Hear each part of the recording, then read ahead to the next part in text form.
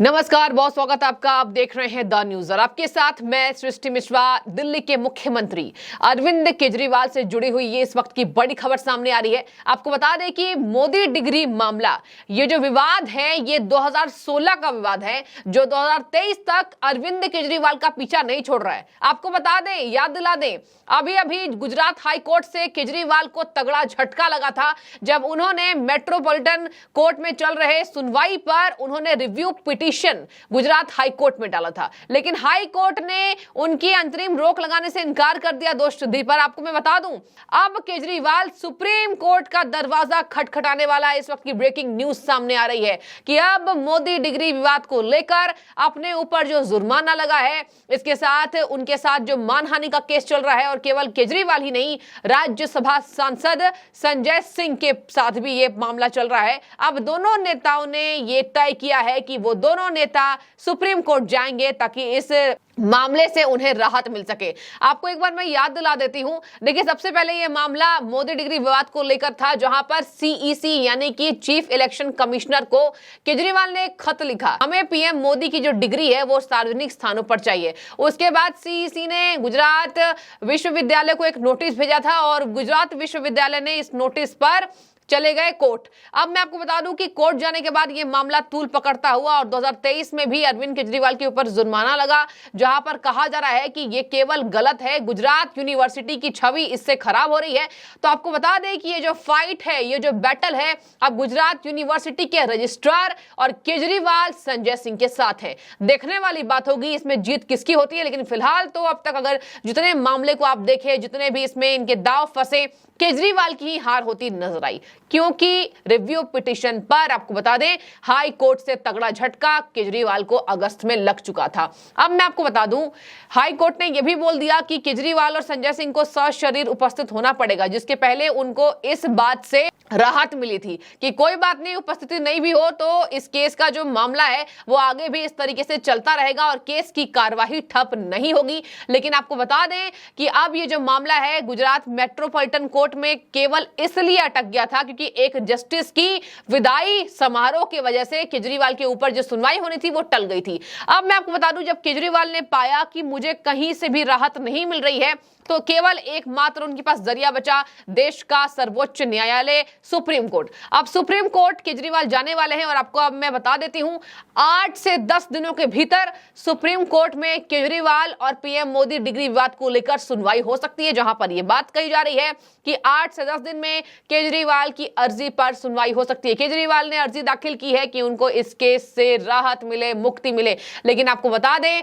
केजरीवाल का यह रवैया पुराना है। हमेशा ही केजरीवाल अपनी कुछ बातों से विवादों में घिरे नजर आते हैं। आपको एक बार मैं बता देती हूं, अभी जब केजरीवाल विधानसभा में गए, केजरीवाल जहां भी सार्वजनिक मंचों पर गए, उन्होंने हर जगह पीएम मोदी की डिग्री को सार्वजनिक रूप से दिखाने की बात कही, जबकि गुजरात यूनिवर्सिटी के ऑफिशियल वेबसाइट पर उनकी डिग्री है, यानी देश के प्रधानमंत्री नरेंद्र मोदी का। अब इस बात पर केजरीवाल ने कहा था, आपको याद होगा, कि अगर किसी यूनिवर्सिटी से पढ़ा हुआ स्टूडेंट आज देश का प्रधानमंत्री है तो गुजरात यूनिवर्सिटी इसको सार्वजनिक क्यों नहीं कर रही। गुजरात यूनिवर्सिटी का तगड़ा जवाब आया था जब इस डिग्री को सार्वजनिक किया गया।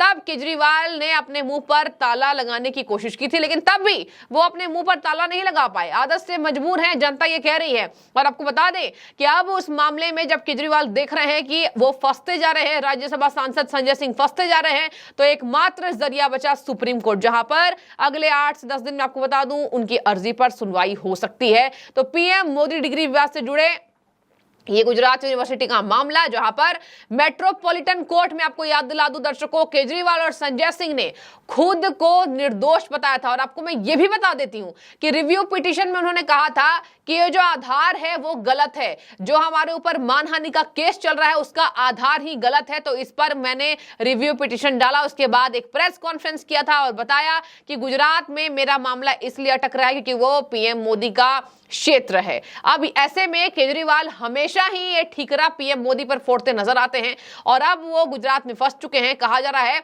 कि सुप्रीम कोर्ट में अभी कुछ कहा नहीं जा सकता, हो सकता है उन्हें राहत भी मिल सकती है या उनके ऊपर और मामले दर्ज हो सकते हैं। तो सुप्रीम कोर्ट केजरीवाल चले गए हैं, 8 से 10 दिन में सुनवाई, जहां पर आपको बता दें कि 11 अगस्त को अगर बातचीत करें तो गुजरात हाई कोर्ट के जस्टिस समीर दवे जिनका नाम है, उन्होंने प्रधानमंत्री नरेंद्र मोदी की डिग्री विवाद के बाद हुए मानहानि केस की सुनवाई पर अंतरिम रोक लगाकर राहत देने से साफ तौर पर इनकार कर दिया था। और इसी वजह से दिल्ली के मुख्यमंत्री अरविंद केजरीवाल और सांसद संजय सिंह के मानहानि केस चलते रहे और इस पर अभी किसी भी तरीके से हम नतीजे पर नहीं पहुंच सकते।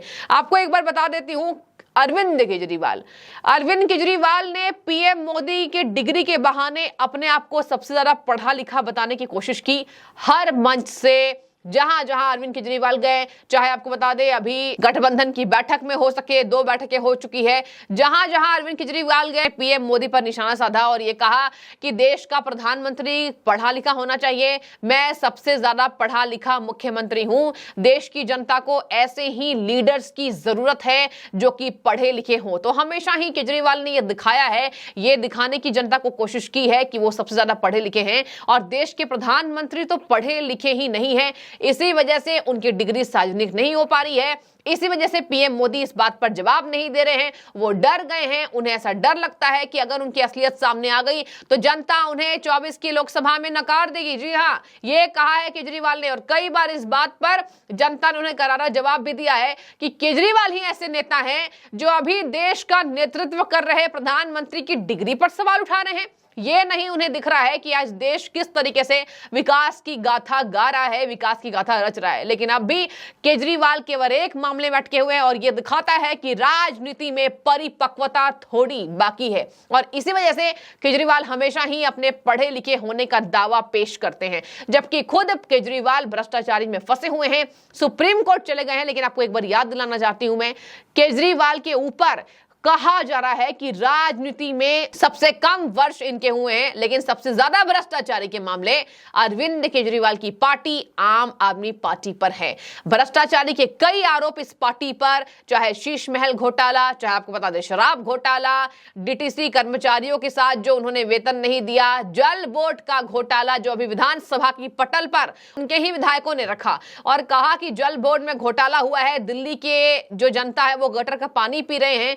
इसके साथ साथ जल बोर्ड के बाद आया कि केजरीवाल ने लगातार घोटाले ही किए हैं, अब हम जाए कहां, अस्पताल घोटाला जो उनके एक और विधायक ने कहा। तो देखिए, ये भूपेंद्र सिंह जून, चाहे बात करें उनके दूसरे विधायक, ऐसा लग रहा है, ऋतुराज की बात कर रही हूं मैं, दोनों विधायकों ने अरविंद केजरीवाल की पोल खोल कर रखी थी विधानसभा के पटल पर।